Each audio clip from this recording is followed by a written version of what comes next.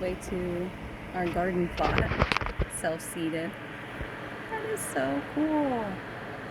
She just joined us. She just decided to come on over. Oh my gosh. So cool. I'm ready to show you. Cucumber. Oh my goodness. It's my first time ever seeing cucumber. And look at this. Look at this. She loves it here.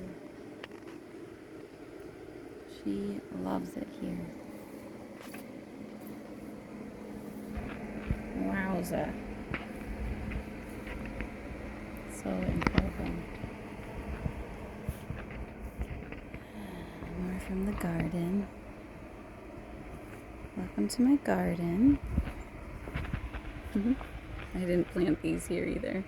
Most of what successfully grows just makes its way over here, except for these peas, because we planted these. And look at it. We've got peas. Oh my gosh. I'm a novice gardener, you guys. I really am. But look at these tomatoes.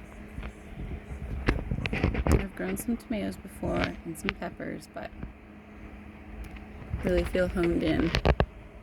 Tulsi basil. Doing really good. Thanks, Jandy and Isaac. Tallulah and Josie. Thanks for these. Hope your journey's going well.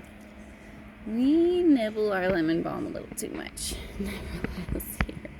Have some going over on this side of the yard, but it also gets nibbled quite a bit. Like bennies. These hostas are blooming. The hummingbirds love these. So do the bumblebees. And they smell really, really amazing.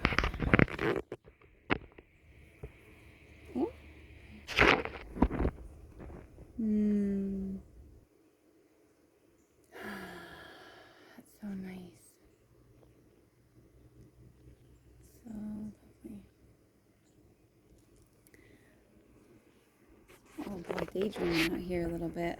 I actually do have something I wanted to share, and it was a thank you to somebody for reaching out last night with a question. And it was such a good question because I've touted as a wild harvester for a while, and I want to make sure that if I'm promoting something or advocating for something, which I'm not really advocating for it, it was just sort of a technique of working with plants in a way that suited me and my lifestyle at the time.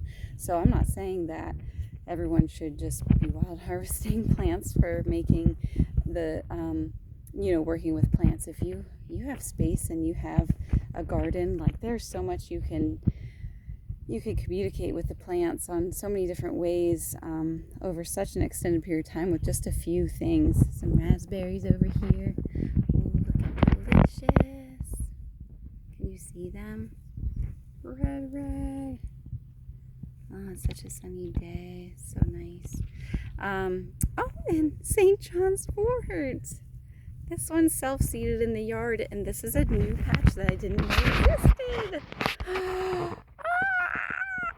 Oh my goodness! More St. John's wort! I get so excited about this kind of stuff. This is why you should let parts of your yard just go and grow, because oh my goodness! Welcome! Look at it! It's really starting to... Wow, you guys, this is all... Oh my goodness, I am so excited. I actually tried to grow some from seed.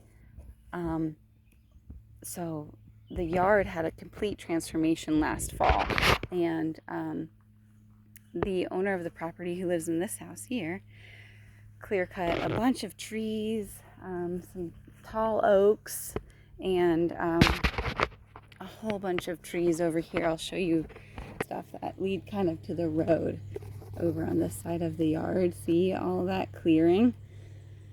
Yeah, that was all filled in with trees. So now there's a lot of new stuff that's blooming. Mallow, which I did a flower essence with because my family needs it right now. Our family doggy is coming to his last days here, and this essence works in that transition, and I'm so blessed that it is in our yard at this time. Anyways, so that all got clear cut. I tried to put some St. John's wort up there. Not tried, I just threw some seeds over there. But it decided it was going to come and grow over here, which is the other side of our little play area here. So look at this. I know that was a lot of information in a short time, but I haven't been on here in a while, and there's so much about this journey that I have to catch up on. So here's the new St. John's wort patch that is plopping itself in amongst all these foxglove, which are kind of super beautiful. This flower, just an incredible flower. Foxglove. I don't touch this one, but I do appreciate her beauty.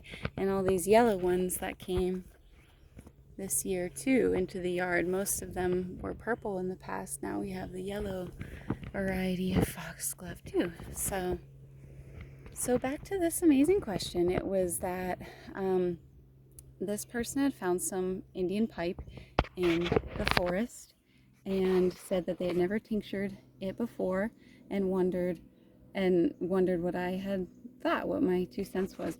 And I really appreciate the humility in like asking somebody something if you're unsure. And I think that uncertainty sometimes is also a message, because from the plant itself, I think when you're working with plants a lot, like, you receive the go. It's like there's no question when you know it's for working with. And I'm saying this on a level of like working with what you know of, or what you've researched, what you've taken the time over a period of time to like get to know. And so I love this question because there's a lot of allure around this plant, Indian pipe, or ghost flower, I think, or what? I forget what the other name is. I always called it Indian ghost pipe, but so yeah, my answer was that if you don't have an intention for what you're making, and you're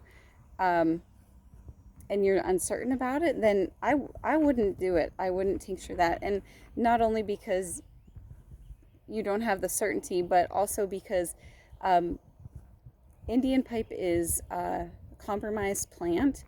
When it's flowering and in its beauty that we see it, maybe I'll try to get like a picture clip in here so you can see what I'm talking about. It is super special to find. When you come across it, it just feels otherworldly, and there's something to that. So when it's flowering is when it's seeding, and that's what helps spread it. And this plant is one that's on the at-risk list, I guess, of things that you should know of. So we don't just like pull things, that we're not aware of. And this person wasn't doing that. I'm not saying that they were, but I really appreciated them taking the time to say like, hey, I'm a little bit unsure of this. How do you feel about it? Like, what do you think? Because my answer was I would not tincture Indian pipe, but that's my practice, and to each his own. You will find your practice. There's so much readily available in our backyards, and this summer I've really been kind of circling, or kind of honing into that. So like from wide circles of exploring forest and what's here, to like bringing it back into like, okay, cultivating in the backyard. There's so much space here. There's so much room to grow and to learn. So just food for thought. Okay, thank you. Thanks for listening. Thanks for being here.